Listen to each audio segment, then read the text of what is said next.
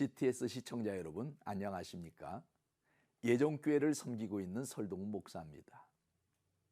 오늘은 사도행전 18장 24절로 19장 7절의 말씀을 근거로 해서 다시 주의 도를 배우다라는 주제로 말씀을 드리고자 합니다. 1970년대에서 80년대 우리나라는 불같은 성령운동이 일어났습니다. 6.25 전쟁 후 삶의 절망 가운데 있는 우리 민족에게 예수 복음의 희망의 메시지가 전파되었고, 이 복음을 전달받은 사람들은 회개하고 예수님을 구주로 믿어 구원받은 기쁨으로 살았습니다. 또 천국을 소망하며 믿음으로 살기로 결단하고 기도하는 가운데 성령의 충만함을 받고 감사하는 가운데 살면서 전도에 힘썼습니다. 그 결과 우리나라는 하나님의 복을 받아 잘 사는 나라가 되었고 1천만 기독교인이 생기게 된 것입니다. 그런데 우리나라가 잘 사는 나라가 되면서 절박함이 사라진 기독교인들이 기도의 줄을 점점 놓게 되었습니다. 그리고 신학보다 과학을 믿고 의지하게 되었습니다. 기도의 중요성은 우리의 기도를 통해 성령이 일하시는데, 기도를 안 하니까 성령이 역사하지 않게 되었습니다.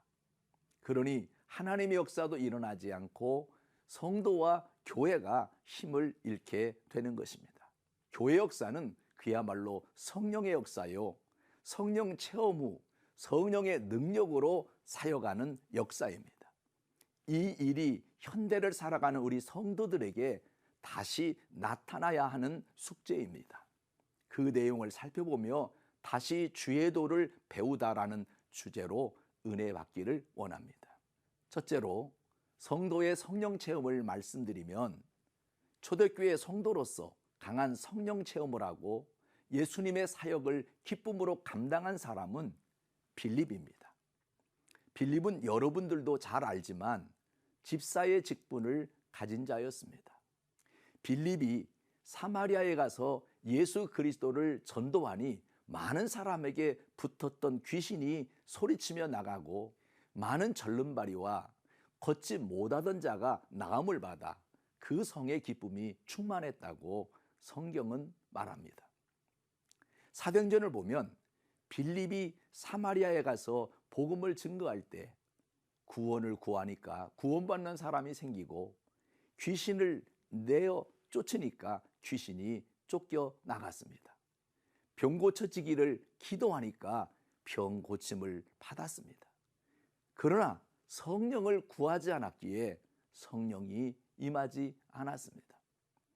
그러나 베드로와 요한이 그곳에 와서 성령 받기를 하나님께 기도하며 그 성에 성령이 임하기 시작한 것입니다. 그래서 중요한 것은 우리 성도들은 성령은 구해야 한다는 사실입니다. 두 번째로 살펴보고 싶은 것은 바울의 성령 체험입니다. 사울은 유대식 이름이고 바울은 로마식 이름입니다. 그는 예수 그리스도를 미워하고 기독교회를 회파하는 데 앞장섰던 사람입니다.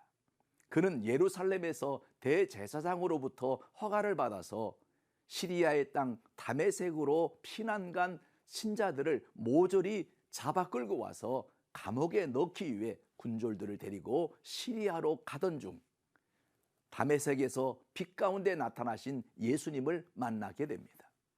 갑자기 햇빛보다 더 밝은 빛이 하늘에서 비침으로 모든 사람이 놀라 땅에 엎드러졌습니다. 사울도 말에서 떨어져서 땅에 엎드러졌는데 하늘에서 소리가 났습니다. 사울아, 사울아, 내가 왜 나를 박해하느냐? 그는 엎드러져서 말했습니다. 주여, 누시오니까 나는 내가 박해하는 예수라. 사울은 깜짝 놀랐습니다. 자기는 하나님 일한다고 기독교회를 회파하고 교인들을 죽였는데, 바로 그 회파하는 기독교의 주인인 예수가 하나님이라는 것을 깨달아 아는 순간이었습니다. 하나님 체험을 한 것입니다. 이후에 아나니아가 안수하자 사울에게 성령이 임했습니다. 눈에서 비늘 같은 것이 떨어져서 눈이 다시 보이게 되고 그는 성령으로 충만함을 받았습니다. 그 후로 유대식 이름인 사울이라는 이름은 거의 사용하지 않고 로마식 이름인 바울로 이름을 바꾸어 부르며 이방인을 위해 복음을 전하게 되었습니다.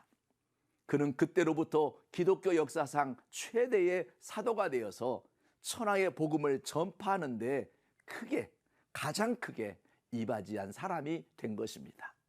우리도 바울처럼 성령 충만 받아서 힘 있는 주의 복음을 전파하며 하나님의 영광을 위해 사는 성도가 되시기를 주님의 이름으로 축원합니다. 이 어려운 시기에 우리 신앙생활의 승리는 성령으로 되어진다는 다시 주의 도를 깨우치는 기회가 되었으면 좋겠습니다.